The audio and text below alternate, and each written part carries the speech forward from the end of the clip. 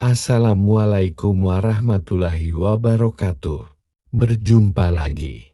Kali ini saya akan membacakan sebuah kisah horor berjudul Santri Kamar Ketujuh. Jangan lupa untuk subscribe dan nyalakan lonceng agar dapat terus menyimak kisah horor mencekam terbaru dari kami. Selamat mendengarkan.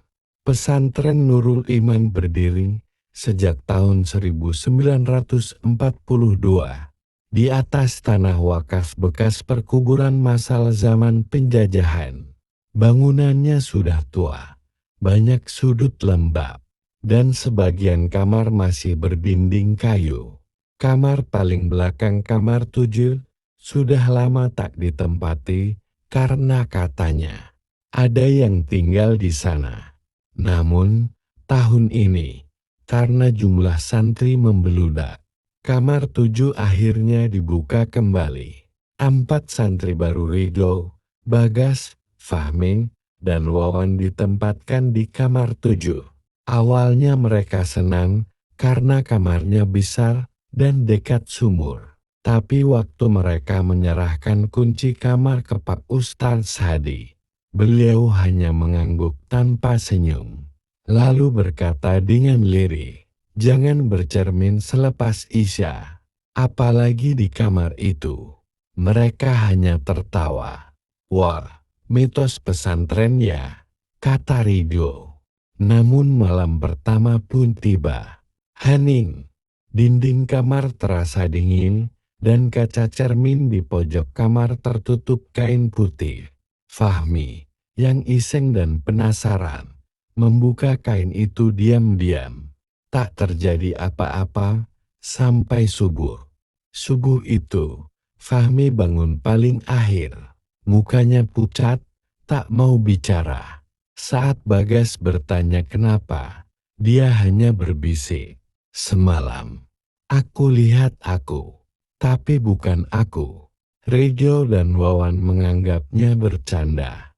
Tapi malam berikutnya, mereka mulai mendengar suara gigi berge meletup, seperti orang kedinginan dari dalam kamar mandi. Dan yang paling membuat bulu kuduk mereka berdiri, setiap pagi, cermin yang sudah mereka tutupi lagi dengan kain selalu terbuka sendiri. Malam ketiga, suasana makin aneh. Wawan mengeluh merasa seperti diawasi.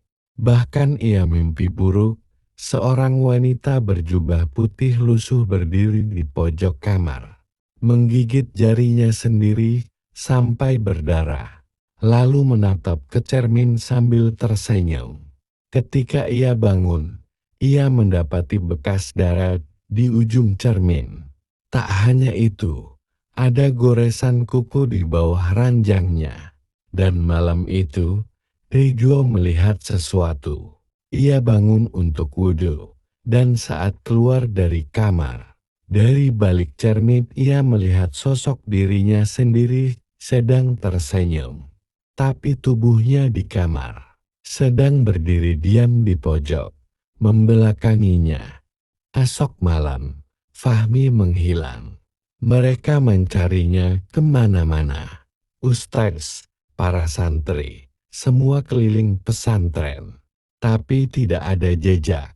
Akhirnya, Rijo dan Bagas kembali ke kamar. Di dalam, mereka melihat cermin telah pecah, dan di dalam lemari, Fahmi meringkut, matanya terbuka lebar, mulutnya sobek seolah sedang menjerit, dan jari-jarinya patah melingkar ke dalam.